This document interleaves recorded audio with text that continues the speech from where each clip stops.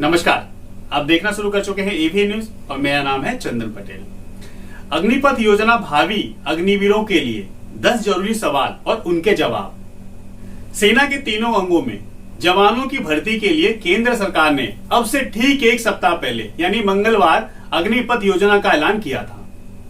उस ऐलान के वक्त सरकार ने इसकी अच्छाइयों को लेकर कई दावे किए थे, लेकिन बहुत से लोगों के ये योजना पसंद नहीं आई। पिछले एक सप्ताह में देश के विभिन्न राज्यों, खासकर बिहार, उत्तर प्रदेश, राजस्थान में इसे लेकर जिस तरीके से हिंसक विरोध प्रदर्शन देखा गया है, उसके बाद सेना के तीनों अंगों के बड़े अफसरों ने मीडिया के समक्ष आकर सफाई दी है। सेना ने उसी दौरान यह भी बताया कि भर्ती की प्रक्रिया तुरंत ही शुरू किया जा रहा है। इसके बाद इस सोमवार को सबसे पहले भारतीय वायुसेना के अग्निवीरों की भर्ती की अधिसूचना भी जारी कर दी गई। ऐसे में इस योजना से जुड़े उन 10 सवालों के जवाब जानना बेहद जरूरी है जो युवाओं के जहन में उमड़ रहे हैं। पहला है, अग्निपथ योजना क्या है और कौन कौन से लोग इसके तहत ज्वाइन करने की योग्य हैं?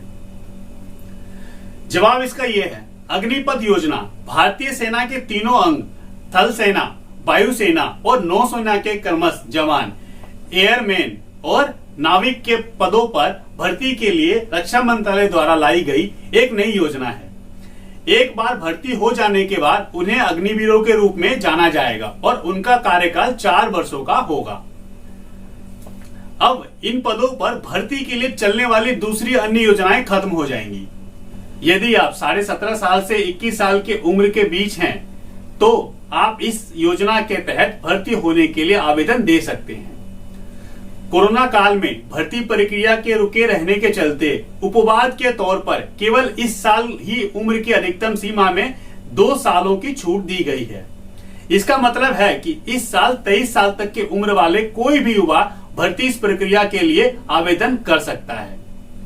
दूसरा सवाल है, क्या तीनों सेवाओं के अफसरों की बहाली अग्निपथ योजना के तहत ही की जाएगी? जवाब नहीं, यह योजना अफसर रैंक के सैन्य कर्मियों के लिए नहीं है। उनकी भर्ती के लिए मौजूदा अलग अलग प्रक्रियाएं चलती रहेंगी। तीसरा सवाल, इस योजना के तहत कितने जवानों को सेना में भर्ती होने का मौका मिलेगा? इसका जवाब है, सैन्य मामलों के विभाग के अनुसार पहले साल यानी इस साल सेना के तीनों अंगों में कुल मिलाकर 46,000 जवानों को भर्ती की जाएगी। अगले 4 से 5 सालों के दौरान वह संख्या बढ़ाकर 50 से 60,000 हो जाएगी। इसके बाद बढ़ाकर 90,000 और उसके बाद बढ़ाकर 1.20 लाख तक कर दिया जाएगा।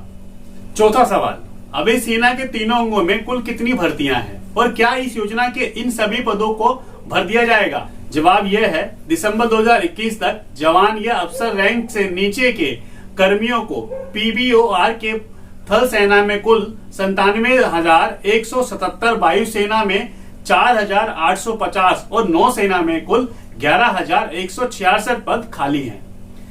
इन भर्तियों का एक कारण कोरोना महामारी के चलते भर्ती सभी प्रक्रियाओं को टालना भी रहा है। यही नहीं कि सेना के तीनों अंगों में हर साल हजारों जवान सेवा पूरी करके या समय से पहले ही रिटायर हो जाते हैं। अकेले थल सेना में हर साल करीब 60,000 कर्मी रिटायर होते हैं और 14,000 लोग समय से पूर्व रिटायर हो लेते हैं। इसीलिए ऐसा नहीं लगता है कि हाल फिलहाल या अग्नि योजना के से खाली होने वाले सभी पद भर दिए जाएंगे। इस कड़ी का 5वां सवाल है, क्या अग्निपथ योजना के तहत बहाल होने वाले जवानों के लिए काम करने की शर्तें और भत्ते बाकी जवानों से अलग होंगे? इसका जवाब है, सेना के तीनों अंगों ने कहा है कि काम करने की शर्तें और हर तरह के भत्ते यानी दुर्गम क्षेत्रों में काम करने वाला या राशन या यूनिफॉर्म या यात्रा के भत्ते सब एक जैसे ही होंगे। हालांकि अग्निवीरों की महंगाई भत्ता और मिलिट्री सर्विसेज को पाने के लिए काबिल नहीं होंगे।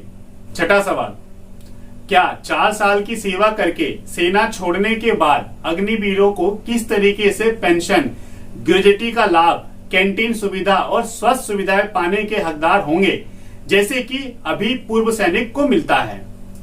इसका जवाब है, सेना ने ऐलान किया है कि सेवा में रहने के दौरान अग्निवीरों की फौज में रहते हुए मिलने वाली हेल्थ और कैंटीन सुविधाएं तो मिलेंगी, लेकिन एक बार 4 साल की सेवा पूरी कर लेने के बाद वे किसी प्रकार की पेंशन या ग्रेजुटी की सुविधाएं और ना ही पूर्व सैनिकों को मिलने वाली मेडिकल और कैंटीन की सुविधाएं ले सकेंगे।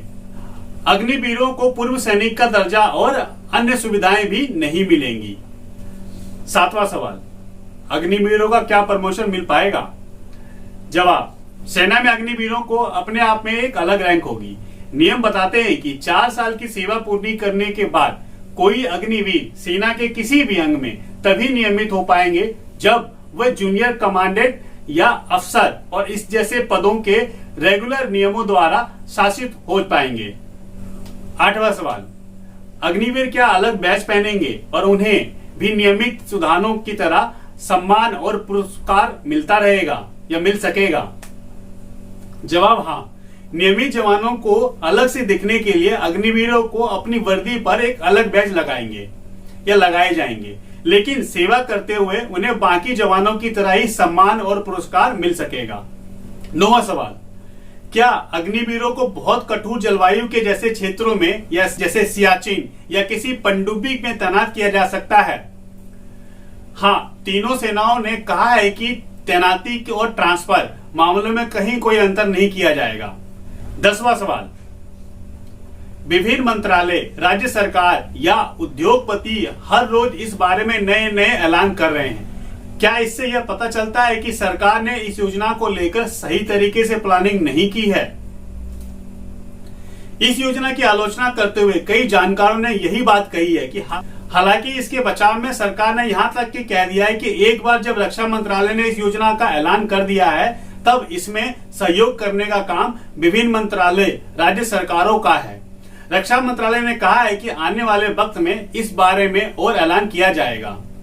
तो दोस्तों, ये खबर यहीं तक थी। ऐसे ही खबर, ऐसी ही जानकारी से जुड़े रहने के लिए बने रहिए एवी न्यूज के साथ में। अगर आपने एवी न्यूज सब्सक्राइब नहीं किया है तो एवी न्यूज को सब्सक्राइब करें। खबर पसंद आए तो वीडियो को लाइक करें, ज्यादा से ज्यादा शेयर करें, कमेंट करना ना भूलें और बेल आइकन जरूर दबाएं। बेल आइकन दबाने से जो भी खबर आएगा सबसे पहले आप तक पहुंचेगा। बहुत बहुत शुक्रिया दोस्तों। जय हिंद, जय भारत।